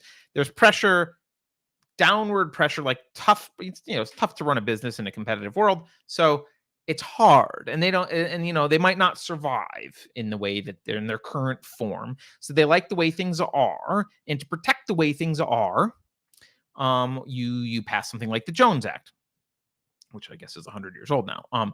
So you're protecting them in the immediate term. Like, look, this is helping these few Americans, but what's it doing in the immediate term to the rest of us who aren't? I mean, raise your hand if you're a maritime shipper that goes between ports in the U.S. But all of the rest of us get worse and more expensive products or services because there's less competition. It also eliminates economies of scale that you could have with, imagine you're coming from Asia with a ship, and you want to drop off some of your stuff in San Francisco and then drop off stuff in LA and then head back. Maybe probably pick some stuff up also, so you don't, if we ship anything, if we exported anything, maybe you'd pick some stuff up and go back, so you're not hauling a blank, empty ship. But you'd stop at a couple ports on the West Coast and then turn around and go back. But you can't do that. You're not allowed, because you can't stop in San Francisco and then go to LA. That's illegal. So, because you're not an American. So what do? You got to stop in San Francisco, or I think Oakland is the main port. You stop in Oakland and unload all your stuff, and then the this dude, Mr. His name is Kuhaku Park, the AMP president. One of his goons takes it from Oakland to Seattle and down to LA and whatever, right? So you can't do. You got to stop in Oakland, turn around, and also it means that you can't go back, even if you wanted to dump everything in Oakland, but someone in Seattle wanted you to pick something up and bring it back. You can't do that either. Like, you can't go to Seattle. You got to go home first. So it creates everything's more expensive. You get less economies of scale and less competition. In the long term, this actually hurts the entire economy. It hurts all of us. So in the short term, it hurts us in that kind of immediate sense. In the long term, it actually weakens the entire economy as a whole. And the best way to describe this is maybe with a parenting analogy. People love parenting analogies. Alan Taylor says this is not the first time waivers have been issued. Yeah, it used to be easier to issue waivers, and I don't know about cruise ships; they might be different. It used to be easier to issue waivers. They changed the waiver rules recently, and it's much harder now. And you have to, and it's that's why it's only one ship. I think in the past I think Trump had issued a waiver for multiple ships and for just some period of time. That's not so easy anymore. By the way, Justifiably Stupid says Dan Crenshaw, eye patch Republican. I'll put it on screen. Dan Crenshaw, eye patch Republican, is probably the person who protects the Jones Act. He explains that it has nothing to do with economic advantage. What's his argument? I'd be curious. Um, anyway, the effect of this. Let me the best way to explain why this it has a deleterious effect on the American economy in the long term and Americans generally is to use this parenting analogy. And I'm going to contrast two parenting strategies. One, unfortunately, is less common than I think it ought to be, although it was more common in the past, probably. And the other one is more common, and many of you, especially millennials, may recognize this. The first parenting strategy is let's shield the kid from everything. Let's protect them. We have to protect our fragile children. We have to shield them from everything because they are fragile, right? Um, and so what that means is we will not have grades. I know, by the way, I'm going to describe someone's childhood who I know personally. Let's not have grades because it's sad to get a C or an F. Let's not have competitive sports. Don't want to compete because some people lose. Everyone gets a trophy. Let's not give honest feedback because that would hurt their ego, right? Everything's perfect, honey. That's wonderful. That crappy painting you did is beautiful, right? Let's not expose them to any struggle, any suffering, no crying, no skinned knees, no dealing with rejection. Let's protect them. We'll protect them from the evil, harsh world of 21st century America. That's one parenting strategy. You can see how I feel about it. That's one parenting strategy. Now, what happens in the short term with that parenting strategy? Well, the kid has fewer hardships in childhood, presumably. So maybe you get less crying, disappointment, upset.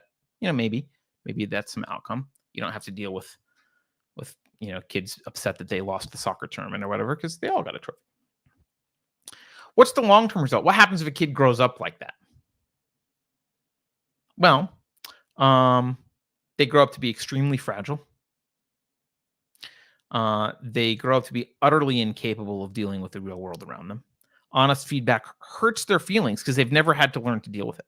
So they avoid honest feedback, which means they can't course correct. They can't improve themselves. Any little failure is just devastating to them. They have no resilience. They easily give up at the first sign of struggle. Ultimately, they're miserable, they're self-loathing, they're angry or depressed or whatever. And more important for this analogy, they're incompetent because they don't have the wherewithal. They don't have the chutzpah, since we're talking about Jewish people once in a while today, they don't have the chutzpah to persevere and overcome failures. Failures are devastating, and just they shun anything that might cause failure. And anything that might cause failure might also cause success. So they kind of, you've neutered them as human beings if that's your parenting style. Now, there's an opposite parenting strategy, which is that your goal is to create resilient, competent adults that persevere. And obviously, when they're kids, you still protect them from what might truly break them. You don't let the 2-year-old wander into traffic or whatever, right? Because they do need to make it to adulthood for this strategy to matter. But in general, you let them fail. You let them compete. You don't give them a trophy when they don't do as well. You let them struggle with hard things. You give them honest feedback. You don't have to be mean, but you can say here's what's good about this. Here's what can be improved, right? You teach them that sometimes they're going to lose battles. It doesn't mean they've lost the war. But what do you get in the short term when you do that? Well, I don't know. Maybe they might grumble at you for not protecting them. That's not the language they would use, but they might be grumpy with you. They'll have to deal with loss and failure and emotional pain, and you're going to have to be there. You're going to have to be the shoulder for them to cry on because they're going to cry. Things are going to happen. They're going to struggle. They're going to have some hardship. It won't be insurmountable, especially in 21st century America. Now, what happens in the long term? How do they grow up? Well, they grow up with a sense of self-efficacy. Right? They are self-confident. They're confident that they can face the world and their challenges, that they have what it takes to face the world and its challenges because they've done it. It's a muscle that you build up. They don't give up just because there's a failure or because something's hard, because they've had failures and hardships before.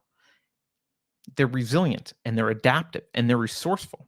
They're competent at life. And these things, by the way, in kids are prerequisites for happiness in adults. So the same thing kind of happens with an economy here. When you do some kind of protectionist thing, you alleviate the short-term pain for a few Americans, the ones directly involved in there. Usually you provide short-term pain for, it's at the expense of the other Americans. And it's at the long-term expense of everyone, because it makes the labor force and the business force weaker and less competent to deal with the real world, because the real world is outside of our borders. Especially now, in which we've got massive travel between, even after COVID, massive travel between nations, a connected world. You've got lots of developing economies. I mean, you just weaken yourself if you're trying to play this protectionist game. So that's what things like the Jones Act do. I'm going to quickly read this chat because I asked about Dan Crenshaw and what his argument was. Justifiably Stupid says, I don't agree with him, but his context is that just like America needs medical manufacturing in the homeland. By the way, when someone uses the word homeland, I can't help but think of fatherland. Like fatherland and motherland are like, that's how the fascists and the Nazis refer to themselves. I guess we've chosen homeland because the other two were taken and the authoritarians here just need homeland. They won't notice that that's the same. We need it in homeland. We also need transportation and shipping for times of crisis and war. Yeah, I get that he's trying to manage the economy, or he's trying to manage supply chains, like any good central planner. Good is in quotes. Look, I mean, you can do that. You can limit medical manufacturing and transportation. But you're going to pay the long-term, there's going to be long-term cost, and there's going to be a short-term cost as well. All that stuff becomes more expensive. Innovation starts happening elsewhere. I mean, you can say, oh no, we didn't have medical equipment. But it was dealt with. I mean, we dealt with it pretty quickly. It wasn't that big of a problem. I mean, people are like, oh no, we don't manufacture. Oh no, we didn't have medical stuff here. Was there like a mask shortage I missed? Like everyone and their dog went through 18 masks a day, especially in the Bay Area. No one was ever like, I can't get a hold of a mask. I mean, we ran out of stuff that we already manufacture, like toilet paper. So I just don't, the evidence doesn't suggest that he's right at all about that need. He claims having critical infrastructure and personnel remaining loyal during war or crisis provide an insurmountable value to stability. The Jones Act makes it impossible for another country to embargo America on our own shores. Again, like, what a small-minded thing to say. Like, okay, so you're going to cripple yourself for the next several decades just in case some country wants to stop sending their ships between U.S. ports. I mean, look, it's not like you can erase the dependence we already have. I mean, they're still coming with all their goods. They just can't be more efficient about it. So you're still screwing yourself over. And the idea that in some really big national crisis like that, you couldn't figure out a way to get goods from LA to San Francisco is just like, what do you think? Like, he hasn't ever been in the free market. I don't think he's not a free market guy, right? He never run a business. I don't think trust me. If there's a need to get from San Francisco to LA with a shipping container full of Cupid dolls, someone will do it. They will figure it out. It will happen, right? And if it's a short-term crisis, yeah, that might involve, diverting resources to railways or paying extra for this or whatever. Or some ships are in America, so it might involve that. If it's a long-term thing, guess what's going to happen immediately? We're going to start building shit. That's what happens, right? This is a coward and timid way. Crenshaw is a coward and he's timid in this sense. I'm not saying, I don't know what his war history is like, but in this sense, it's a cowardly perspective. It's a perspective of, I'm afraid of all the other people in the world. And I'm afraid that if I just am free and interacting with them, I won't be valuable enough that they won't be able to cut me off without pain. I don't believe that. I think America is amazingly innovative. I think our market, even though it's not totally free, is crucial to innovation and development for that other countries, frankly, mooch off of all the time. I think if we stopped doing our thing, I think it would hurt everyone else. I'm confident enough that we provide enough value to the world that the whole world is not going to want to cut us off. Maybe a country will here or there, but like that would have to be all the other countries, right? So if you get in a war with China and they're like, we're not sending your, an economic war, and they're like, we're not sending our ships there anymore. So you're going to have to figure out how to get goods from LA to San Francisco. You pick up the phone. Hey, Brazil. Hey, Canada. Hey, every other country in the world that's not China, maybe not North Korea. You got some ships you can lend? We'll pay a little extra while we get back up on our feet. Like the idea, it's a very static view of the world. Like, well, we have to have this. Like, we are dynamic and capable, and we've proven ourselves to be innovative and able to build quickly what we need to build. So it's not a good argument.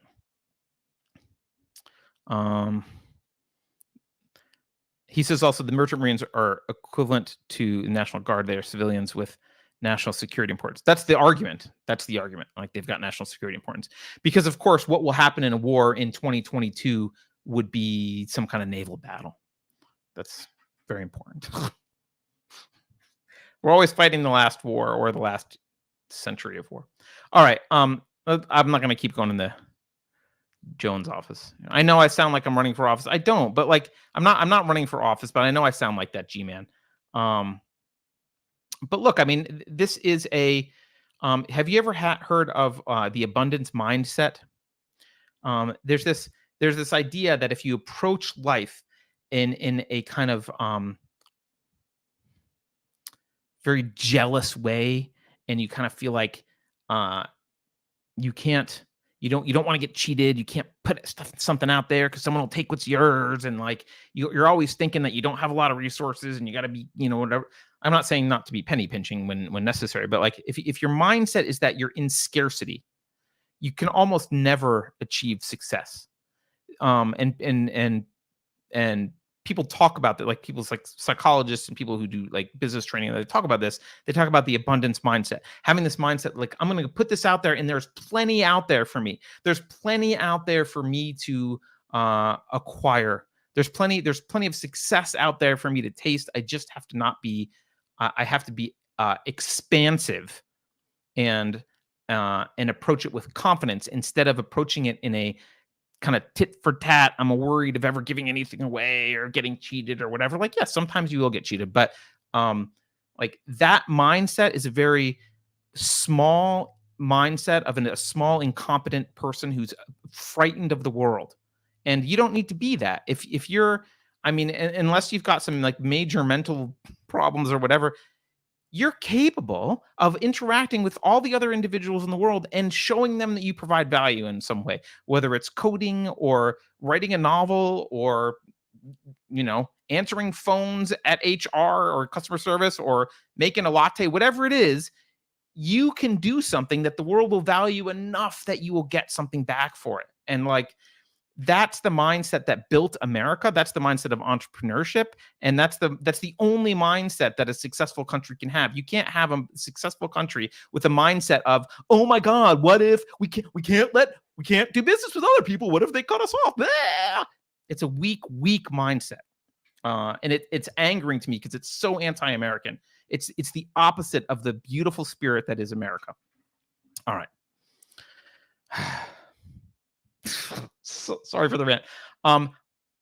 Okay, I'm not gonna. I talked about the Jones Act and the protectionism. I'm gonna move on. I am gonna make a note though, because we're talking about hurricanes. We talked about Fiona, and we talked about. We didn't talk about Ian, but Ian just happened in Florida. By the way, shout out to anyone who's in Florida. I hope you're okay. Keith, the hat guy who does 450 or not 451 Rebel Civics, is in Florida. And I think he did not broadcast live last week because he had no power or internet or something, but I think he did today. All right. I just one note on the hurricane stuff. I want to make a note. I want to talk about price gouging for a moment in times of crisis. Because you hear these stories of like, well, people don't have power, they don't have water. We can use water as an example. They don't have water or whatever. And you hear this rhetoric about. Sometimes I hear you see stories sometimes in the news of like this guy was charging $20 for a bottle of water. This is price gouging. He's exploiting a crisis. What a jerk. Blah blah blah blah blah. And I'm going to put charity aside. Charity in a crisis. We'll just put charity aside. Well, I'm not going to talk about charity for a minute. I'm just going to talk about the non-charitable behavior. This quote, price gouging is good. It is good. It's an efficient way to allocate resources. It's the only efficient way to allocate resources. And it provides an incentive to get more resources to a place that's resource deficient. So let's imagine you're out of water, you're out of drinking water, right? How are you going to get, again, charity aside, how are you going to get drinking water there? You have to incentivize people to get drinking water there. There's only so much drinking water. What are you going to do? Now, typically what happens is we turn to price controls. You say, well, we don't want this price gouging. That's a bad thing. Price gouging, it's exploitative. So we say, oh, we're going to have price controls. What do price controls do? Well, imagine you're a dude from 2 counties over. It's totally not worth your time to normally to fill your truck up with a bunch of water and drive it to 4 hours away. Let's say you're 4, 5, 6 hours away. It's not worth your time to do that. Water's not that expensive. That's not your business normally. You wouldn't do that. Maybe you sell bottles of water where you are in your local area, but there's no reason for you to ship it. There's already people there doing that. Now, suddenly they're in crisis. They need a lot of water. What makes you get off your ass, other than charity? What makes you get off your ass and say, oh, it's now worth it to me to do that? Price. If it's more expensive, if it's like, well, it's $1 here, but they're paying $5 for it over there, that's 5 times as much. That means you can afford the transportation and the logistics and the overhead. Maybe you can even afford like less efficient modes of transportation than normal, right? And maybe you can buy your water not in bulk, so you can like access it. You can access more in short term. All your costs may go up, and so your costs to do this normally at a normal price might not be worth it, but now it is, right? And so allowing price to increase by the market creates an incentive for people to come in and fulfill that.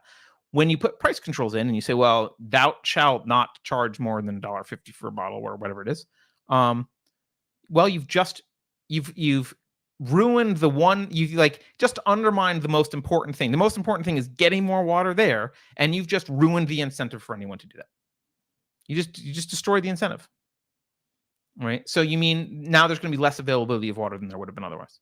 Now people make this argument, and again, it's from this fairness. Well, but not everyone can afford some if the prices go up. Yeah, sure. That might be everyone can't afford as much as they want, or they couldn't afford as much. But there's also less to afford because it's not there, because no one's bringing it to you. So there's this, general inefficiency here. Let's imagine if you do a price control, let's imagine water is fixed at the price that it always was, but it's in a shortage now. It's a massive shortage, but the government's fixing it at a price. They throw you in jail if you buy or sell it at a different price or a higher price. Well, let's say my neighbor really needs water. He's super thirsty, but I've got my own backup. I've got a bunch in the basement because that's the kind of person I am. So I'm cool. I don't need to go buy it. Now, but with price controls, I might, it's not super urgent, but I might as well. It's not really important, but hey, it's not more expensive. So, now if the price goes up, if there's no price control and it gets outrageous, I'm not going to say, oh, now's a good time to buy some water because my house plants are thirsty, right? Like I'm not going to do that. I'm going to waste it, right? And if the price goes up, my neighbor's probably going to buy as little as he needs to get through. He might even buy it from me because I have some in my basement. But allowing the price to fluctuate means that I'm not going to spend it unless I need it. I'm not going to waste the money on it. Now, price controls also can set up a new problem. In addition to reducing the efficiency of the market, they can also set up a new problem, which is hoarding, right? So, um, and so then they usually add rationing in order to fix the hoarding problem, right? But that doesn't fix the supply problem. You still don't have the incentive for people to bring water into your area. It doesn't fix the inefficiency problem where, I'm buying water when I don't really need to. It really needs to be efficiently distributed to people who need it most, which is measured through price. It doesn't fix that inefficiency because I would just say, well, I'll at least buy my rations worth of water for my house plants, right? Like maybe I'll sell it on the black market, but whatever. Like I'll still get, So the reason I'm commenting on this is I was thinking to myself, how perverted is it? This is the black pill of the day. How perverted is it that in a natural disaster, otherwise reasonable Americans go, oh, it's an emergency? Let's do some communism. And can we get the DMV to manage the communism? That's basically what we're doing, right? So crises like, Ian hit, yeah, charity's fine. Acute charity doesn't have the same negative consequences that chronic charity does. So this is a case of acute charity. Like there's a one-time need, fine. But when a crisis hits, like that's when you need the free market. You need the incentives, you need the innovation, you need the creativity. You need to allow, you need to let the market work. You need those economic incentives to get people to supply what you don't have. And it's way better at solving that problem than government administrators are. And the fact that as Americans, like the fact that we turn to price controls and rationing at the first sign of any trouble, the fact that we do that betrays what is in the heart of heart for most Americans. And that is they don't believe liberty is moral. They don't trust the free market. They view it as a necessary evil. It's a luxury that they'll discard when their lives depend on it. And that to me is the black pill of the day. Like that's the black pill of the day. That they don't trust any. This is it's an emergency, communism.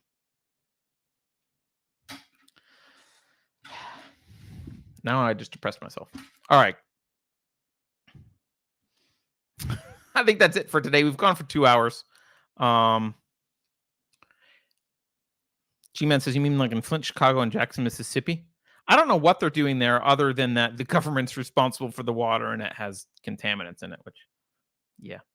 I haven't followed. I just know like, oh yeah, Flint water's toxic because the government's involved. All right. That's it for today. Thank you for watching. We're going to do, I am still interested in troublesome arguments. If you guys are, if there's arguments you're having trouble refuting that you're hearing, if there's arguments you want to make that you're having trouble making, please send them to me in Discord or just post them on YouTube and we'll start talking about them. I did want to do a little bit more of a Q&A today, but frankly, there just wasn't a lot of there was some good stuff on Discord that came in, but it was very wow, this is a big topic for maybe a series of shows. There wasn't a lot of just specific Q&A type questions, and I'm willing to do that, but I just, if you guys don't want that and you prefer this kind of stuff, I'll keep doing this. This is fine. So an enormous thank you to those of you who continue to support us financially. Thank you so much. You can join them at unsafespace.com. You get your name in the credits. Once in a while, we update them. We're supposed to do it once a month. I'm a little bit behind right now, so you can blame me. This show, Dangerous Thoughts, is on every Wednesday night. And then Wednesday afternoons is Rebel Civics with Keith Bissett. On Tuesdays, every other Tuesday is 451 Degrees, which is a show about big tech and censorship, hosted by Alex Maselli. Mondays, we have a show called Narrative Dissonance, which is about questioning the mainstream narrative about things. I think last Monday we had Brian McGlinchey from Stark Realities on. Great guy to have on. Good writer. Talks about some of the stuff we should be talking about. And then on Thursdays, we have for pop culture aficionados and Amazon Prime addicts, we have Token Minority Report with Beverly and Alex. And I think there's a new show. I'm out of the loop. There's a new show. What's it called? I think it's called Occasional Levity, and I think it's on Fridays, but I have no idea what time. Our next book club is October 30th, Slaughterhouse 5 by Kurt Vonnegut. Juliet is hosting that one. So if you want to do that, it should be an easy read. I haven't read it, but I'm going to participate in this book club, but just as a participant, not as a host. So I'm going to check that out. I suggest you do the same. I will see you all on Monday, I guess, for Narrative Dissonance. So, all right, let me find the credits. I think Beverly's gone, so I'm going to have to roll the credits myself. All right, everyone. Thanks. Have a good night. Appreciate your sticking around. Appreciate the chats. Like I said, hop into Discord. I love to hear more discussion. The discussions in Discord really do help me know what you guys want to talk about and then address that on these kind of shows. Take care, everyone. Good night.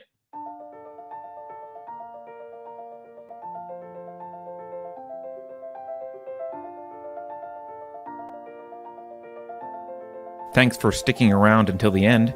If you're new to Unsafe Space, check out our deep content library that includes discussions with everyone from James Lindsay to Brett Weinstein. And please consider helping to fund our work by visiting unsafespace.com/donate.